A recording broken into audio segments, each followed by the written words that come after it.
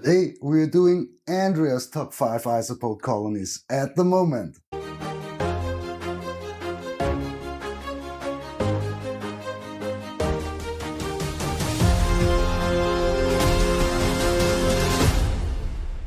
Hello creature lovers and welcome to the universe.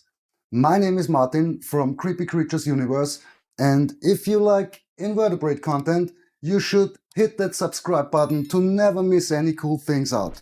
And since you liked my last video about my five favorite isopod colonies, we're doing Andreas today because you requested it and we will do it.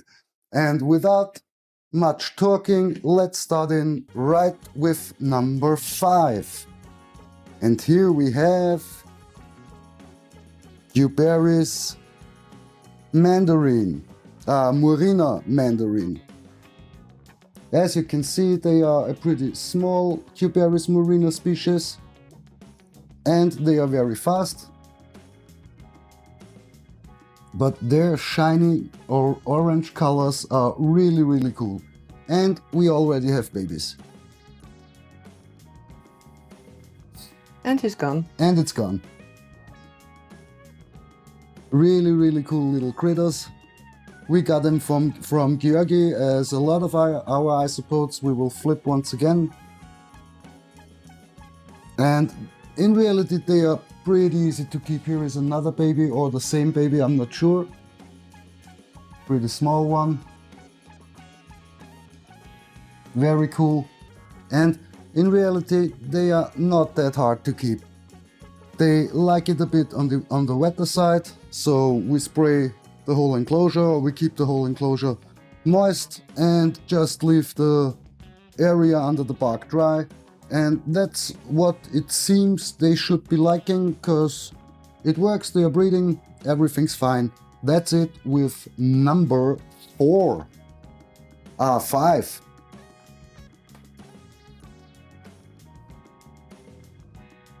Boop, boop, boop. Okay, we will put them underneath there.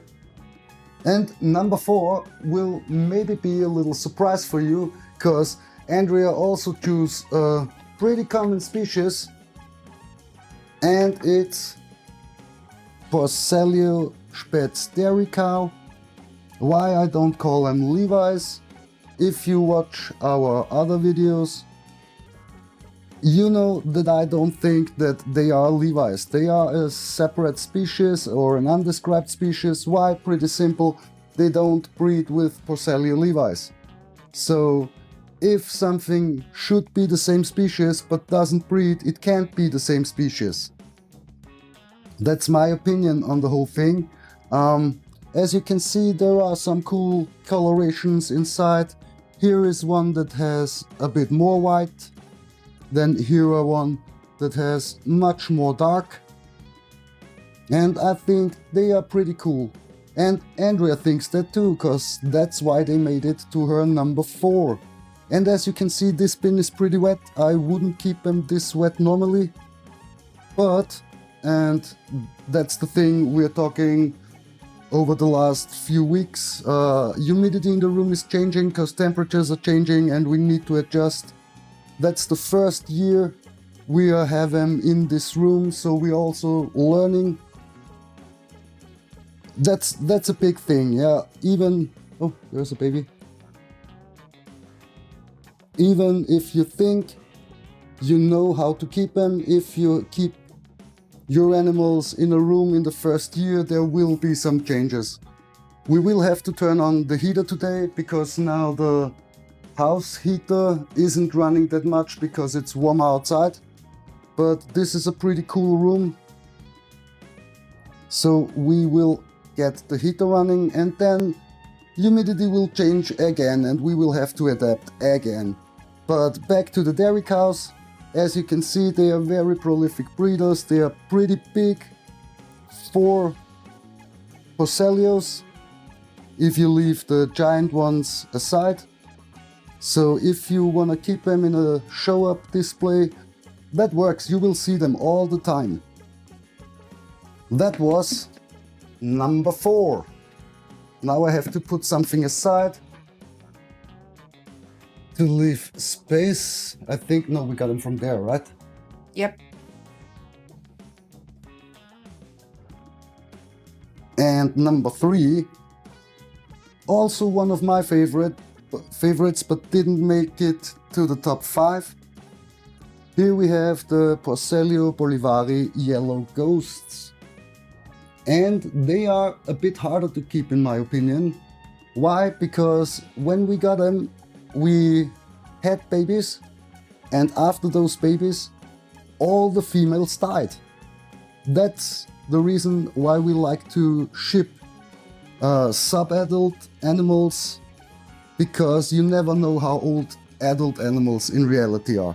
You can't divine between a 5-month-old adult or an animal that is freshly adult. So lifespan with shipping out adults always is a thing. And the funny thing here is you can tell their gender on their size of their Uropods. As you can see, those are males. They have pretty long Uropods. And here is a female where the Uropods are much, much shorter. So it's easy to ship the right genders for breeding projects or as a starter culture, no problem with that. But they are not that easy to keep. Like I said, the females died and we were left with a lot of babies and a lot of big males. So we had to wait about 8 months until we had the next babies. But now, as you can see, there are different sizes inside, so they are already breeding, and they are breeding constantly now.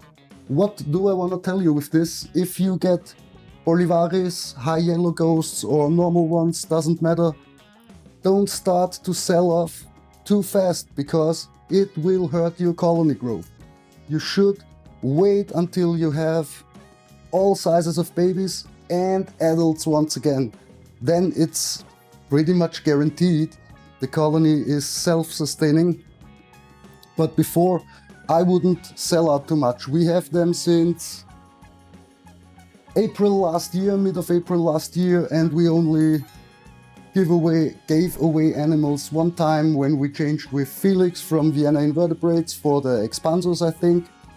But besides that, we have all animals from the 10 starter animals, or the offspring from the 10 starter animals, in the bin, and haven't given out a single animal besides that. And as you can see, the bin is not overcrowded. We started out with 10 and now there are 30, 40, 50, something like that.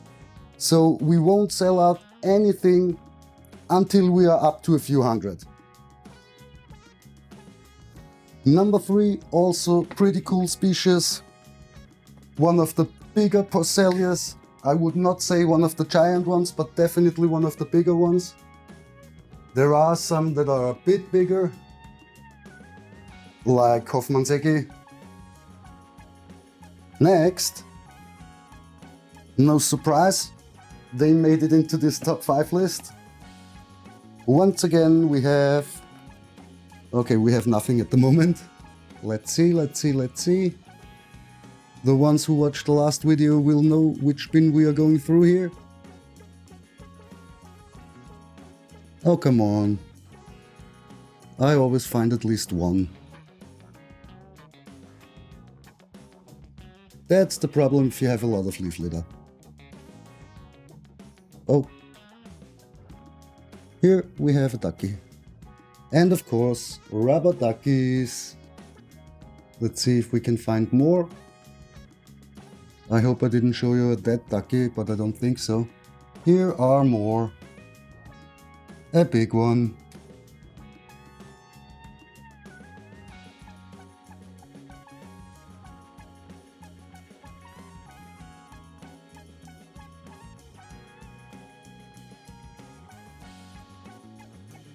And nope, it's not that, it curled up.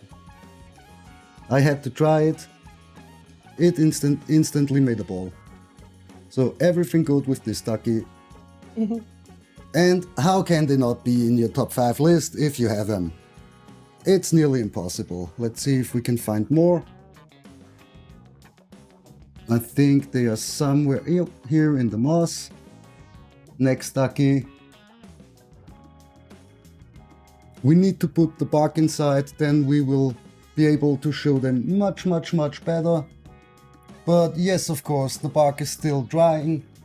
And since we found the hitchhiker in the last video, we will wait a little bit longer and let it dry a little bit longer. And of course it rained between, so I need to build something where I can dry the bark very efficient, and not always when it rains it starts once again. But it's a space thing. Duckies are up there. Whoops. And we're coming to number 1, which is Armadillo officinalis. And they are a really cool isopod. Let's start with the facts about those. Those are pretty big for roly-polies. Not the biggest, but one of the biggest. Next cool thing about them is they can make hissing noises when they feel disturbed. It's stridulation, but it sounds like they would hiss, which is also a pretty cool thing. But it doesn't stop there. Those little tanks need up to 12 months to be adult, and there are some studies or some observations that are going into the direction that they can live up to 10 years in captivity. Here we have a baby. This could be our first color morph. Baby. Yep. I mean, we have about 3 or 4 bins of them. I think it's 3 actually. The 2 bins we already selected out. I mean, there are babies everywhere. If you go to the moss, you can see them crawling everywhere. Here and here. Nope. But I think that's just too small to have coloration right now. But they're literally everywhere. The next cool thing about them is they get up to 300 per litter. So they are breeding pretty good.